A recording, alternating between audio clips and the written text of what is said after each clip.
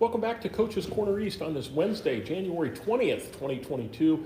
I'm at the Pizza Hut in Gallion for this week's show, as I am each and every week. And our show is brought to you in part by Terry Gribble and Associates at your Gallion Community Center YMCA, Dr. Erica Schieber at Bucyrus Veterinary Service, 222 West Mary Street in Bucyrus, Rob Steiger and Associates here at Pizza Hut in Gallion and Bucyrus, host of our show since 1992, and Luann Krebs at River's Edge Embroidery and Screen Printing, sponsor of our phone board t-shirts. It's with great pleasure for the first time this year to welcome to the microphone assistant basketball coach, Colonel Crawford High School JV coach, Brett Kaple. Thanks for coming.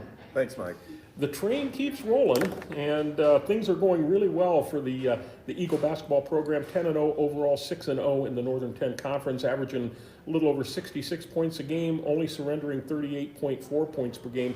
And I know when I talk to Coach Sheldon or talk to Coach Hill, of course, every year is different because kids leave due to graduation, new kids come up.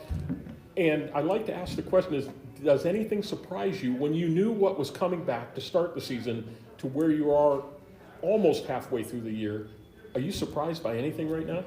I mean, there's always the question of where, well, we knew definitely Mason Studer, Carter Valentine, that those guys, what we're going to get out of those guys. There's some question marks about some of the guys coming off my JV team are going to play varsity.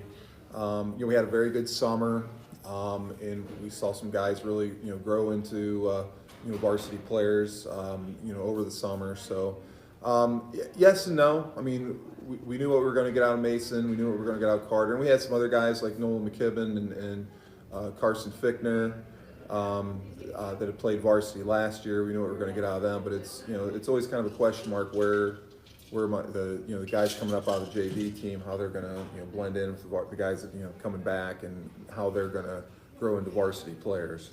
And I know that during a JV game, at least the first half and maybe part of the third quarter, Coach Sheldon's there with you watching, but does he come to you and say, hey, listen, just tell me honestly, is this guy ready for varsity basketball? Do you have those kind of discussions? Yeah, I mean, every once in a while, and then, there's most of the time you can definitely see, who's ready, who isn't ready and whatnot, but yeah, I mean, every once in a while we'll have that discussion, about certain guys. Okay. Going back before the end of the year on Wednesday the 29th, you've had a lot of Wednesday games. That's really bizarre. Yeah, it is. Really kind of bizarre, but you defeated Mohawk on the road, a team that's really playing well. Coach Dunn has his kids in a good spot, but you beat them handily, 57-34, and always a tough place to play over there with really talented kids.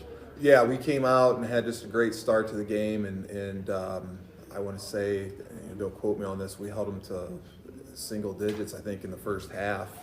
I mean, just did a great job, defensively, and just had the momentum going, early on, and kind of probably surprised even ourselves how well we played that game, because like you said, it's a tough place to play. Coach Dunn always plays that 2-3 zone. It's always kind of tough to play against, but we just came out and kind of punched him in the mouth right from the start, and didn't look back. Yeah, for sure. And then the Wednesday after that, the first Wednesday of the new year, you take on a team out of the Firelands Conference in New London, a team that's really struggling, and you get on them and put the foot on the throat and defeat them 77-20. And unfortunately for New London, then they go on and meet David's brother Chris on Friday with Western Reserve. And the two Sheldon brothers defeated New London by a span of 136-37 in 3 days, a 99-point differential. I'm sure the coach there probably said, I've had enough of the Sheldon brothers for 1 week. Yeah, well, it's Randy Ensley's right. the head coach there, and I know after the game, Randy told Dave, hey, thanks for taking it easy on us, because we did pull starters out after, I think, going into the third quarter. They're struggling right now, but we went out and took care of business, and obviously Chris's team did too. Right. And that's what you, as a good team, you go out and you take care of business even against teams that are struggling. But talk about how important you mentioned taking the starters out in the third quarter. Those varsity minutes for the kids that don't get as much, and how much that develops them for future programs on down the road. Yeah, that's something that we take very seriously. When we're in a situation where we're up, it isn't about trying to get so many points or doing this, that, or the other thing. You know, unfortunately, you see that sometimes with some coaches and programs where they leave their starters in, they keep pressing, and I don't quite understand that. I know I've been coaching for 22 years, and I'm a believer what goes around comes around. So if you do that, you know, there's going to be a point in time where you're going to meet up with somebody who's going to do that to you. So That's right. I take it it's a common courtesy among coaches. You know, when you get a big lead like that on a team that's, you know, having a rough year or whatever, you know, you get your starters out, you get your kids in and aren't getting as much time. It's, you know, it's their chance to get some playing time and get some experience. Yeah, for sure. And you look at what Coach Teglovic has done at the football program, same thing. When those games get out of hand, he's putting a lot of young kids in, and that's what builds the program. Yeah, that's, and like I said, it's just a common courtesy among coaches to do that. Absolutely.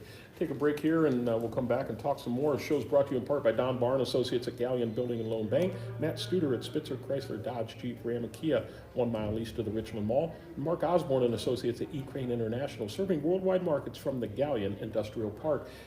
Back visiting with JV basketball coach and assistant varsity coach Brett Kaple. And Coach Kaple, really the big one last week, we had it on our airwaves last Saturday. You go to Upper Sandusky, a team that was basically even with you in the Northern 10 Conference. And again, another very, very tough place to play against a talented coach and very talented kids in Upper Sandusky. And you took them down 64-53. And really the big span of that game, there were 17 unanswered points in a 4-minute span that kind of set the table as the Eagles closed out the first quarter on a 14-0 run, opened the second quarter with a Mason Studer 3-pointer, and you led 23-8, and that kind of set the table, didn't it? Yeah, we just, you know, got the lead early and never really, you know, let up. And, you know, they're getting a testament to our defense. We've been very good defensively. But, you know, I thought we were sharing the ball better that game.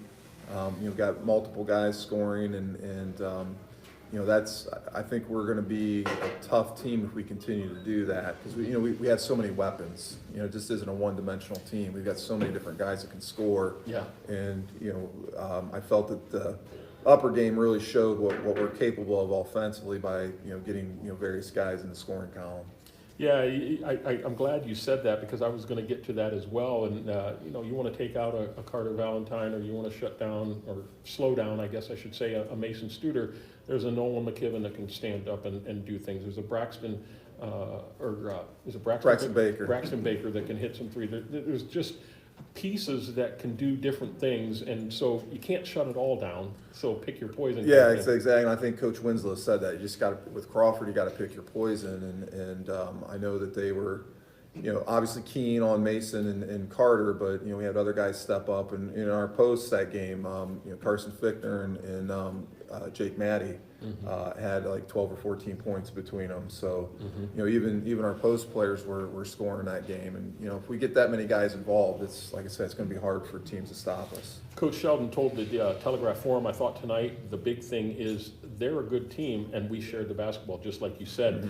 Mason Studer, Carter Valentine, Braxton Baker, all with 15, Jacob Matty, 8, Nolan McKibben, 7, and Carson Fichtner, 4 points. So good spread of balance there. So that's a really, really good thing. Take another break here and let you know that we're brought to you in part by Steve and Chuck Keller at Keller Auto Parts, your Napa dealer, Uptown Galleon and Crestline. Marie Mounts at the Platinum Insurance Agency, your progressive agent, 131 Harding Way East, Uptown Galleon. Joe Kleiman Associates at the Galleon office of First Federal Bank of Ohio. Back visiting with JV coach and assistant varsity coach Brett Kaple from the Colonel Crawford Eagles. And Coach, your JV program, let's talk about them a little bit. How are they doing this year? How are they progressing? You know, this year, we started out with a little bit of adversity. We've been bit by the injury bug. I have two guys out right now, Logan Cochran and Tristan Baker, who would have you know, played a lot for me. They're out for the entire season. Sophomores or? Logan was a sophomore and Tristan was a junior. Okay. Tristan moved in from Cary. Okay. But would have been impact players for us. So we had some adversity at the beginning of the year, but you know, we've played through it. We've had guys. I'm very, very proud of this group, and that guys have stepped up into playing maybe more than probably what they would have had we not had these injuries. But we you know, it's always kind of been the next man up, and like I said, and the other thing we didn't have a freshman team, so we had to bring some freshmen up, and you know, we kind of had to throw them in the mix too. And overall, very pleased. We're 8-2 overall, 5-1 in the conference, and mid-January, that's about where you want to be. Yeah. Couldn't ask much more out of these guys. So very, very happy with how things are. But I told my guys tonight when we were going over scouters, we got a long road to go. We got a lot of tough games ahead of us, and we just got to keep plugging along. Yeah, no question. And that's got to be the first time in quite a while that you've not had a freshman program, right? Yeah. Unfortunately, we had four freshmen out, and then we had a handful of guys that just at the last second decided not to come out. And I feel bad for those guys because you always want to have that freshman program get those games in. It gives more playing time for those guys, and so we've had to deal with that. And like I said, the injuries, and so there's been some adversity there at the beginning of the year. But like I said, we played through it, and we've had guys rise to the occasion. How's things down at the junior high level? I want to say our 8th grade has maybe 2 losses, and I want to say our 7th grade's undefeated. Good. Don't quote me on that, but I know that we have a very good junior high program going on right now. I'm sure I could reach out to Claudia Spiegel and she'd tell me everything I want to Oh know yeah, about the 7th grade program for sure. Yeah, definitely. Coming up this Friday, it's the Battle of Route 602 Round 2 as Buckeye Central comes to your place on Friday night, a team that you beat the first time 54-42.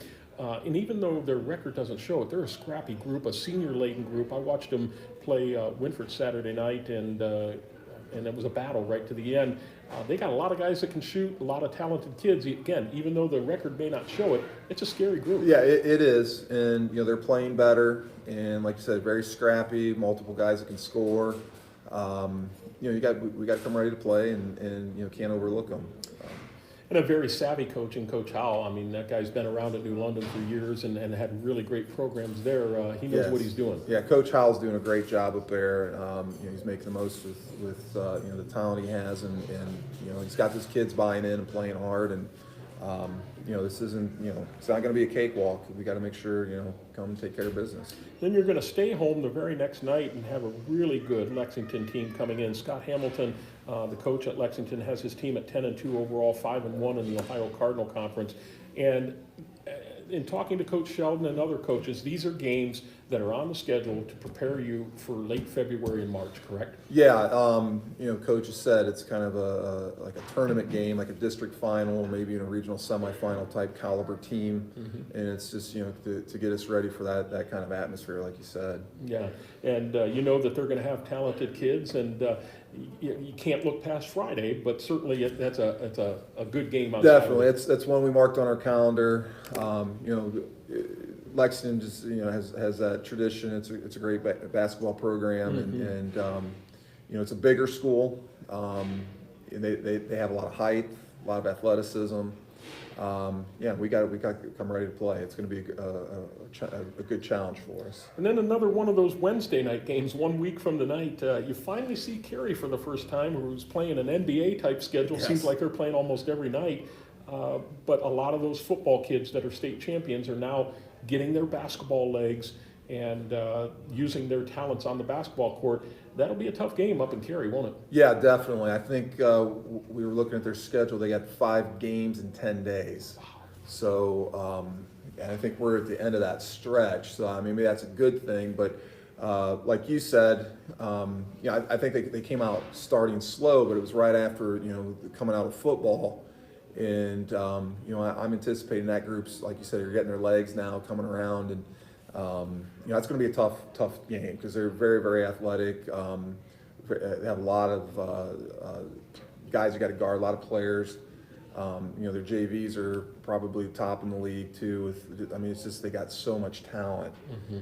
So we're gonna have our work cut out for us, especially in a weeknight game going up there. That's always tough. Yeah, well, and you just said they were going to play 5 and 10 days. That schedule right there is 3 and 6. Yeah. So that's Friday, Saturday, Wednesday. That's Yeah. three games in 6 days, 3 really tough games. So Right. you'll have your work cut out. Well, continued success. I appreciate you stopping out tonight.